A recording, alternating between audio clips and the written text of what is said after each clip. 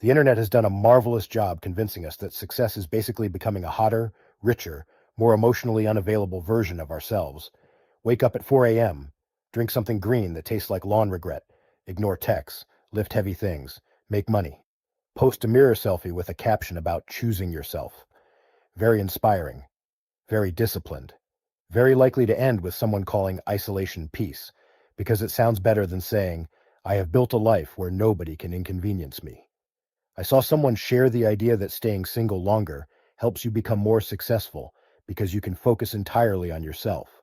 More money, better career, better body, bigger goals, no distractions, no compromises, no one asking what you want to eat when you both know the answer is pizza.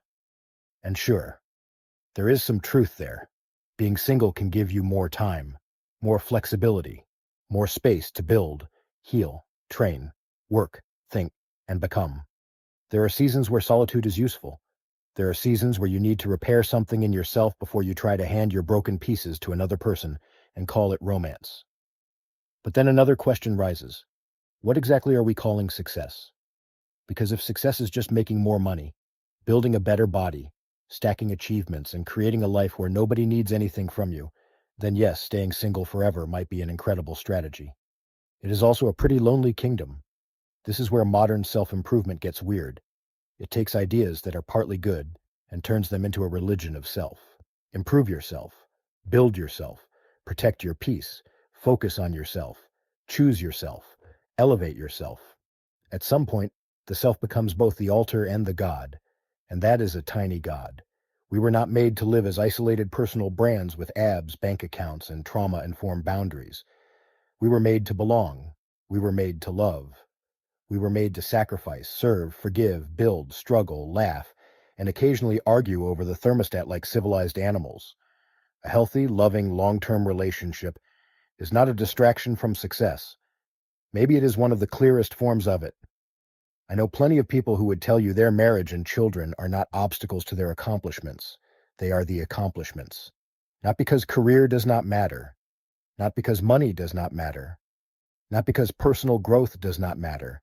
But because a life spent only collecting things for yourself starts to feel suspiciously like decorating a room nobody visits.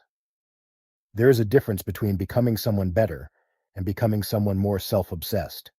When someone in the dating world says they are focusing on themselves, I hear sirens. Not always. Sometimes it is honest. Sometimes it means healing, recovering, grieving, or rebuilding after life handed them a flaming bag of nonsense. But often, it means, I would like the benefits of connection without the responsibilities of love. It means, I want companionship as long as it does not inconvenience my personal optimization plan. It means, I am the project, the prize, the mission, and the ministry. That sounds empowering online. In real life, it sounds exhausting. Love, real love, is not built by two people staring into separate mirrors and admiring their own progress. It is built when two imperfect people decide another human being is worth their time, patience, attention, and sacrifice. That does not mean you lose yourself. It means you finally stop worshiping yourself. And maybe that is where success begins to look different. Maybe success is not just the body you built, but the person who feels safe beside it. Maybe it is not just the money you earned, but the home you helped make warmer. Maybe it is not just the career you elevated, but the people who were lifted because you were there. Yes, build your life. Get stronger. Earn more. Heal what needs healing. Grow where you need to grow. But do not confuse self-focus with wisdom. A good life is not measured only by how high you climb. It is measured by who you love on the way up, who you help when you get there, and who still wants to sit beside you when the applause quiets.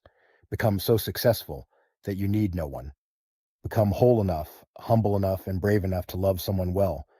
That may not trend as well online, but it might be the kind of success worth growing old for.